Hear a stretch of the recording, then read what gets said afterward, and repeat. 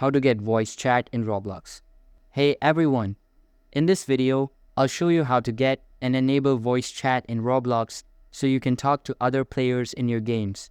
So make sure to watch till the end and let's get started. First, open Roblox and log in to your account.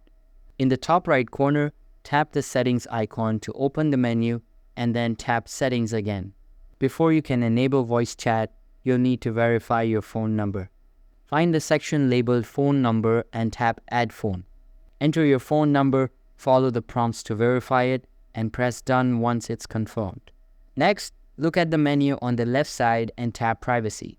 Under privacy settings, find communication or content restrictions depending on your version. Here, you'll see the option for voice chat. Toggle the switch to turn on voice chat. When you join a game that supports it, you'll see a microphone icon. That's it. You've successfully enabled voice chat in Roblox. Thanks for watching.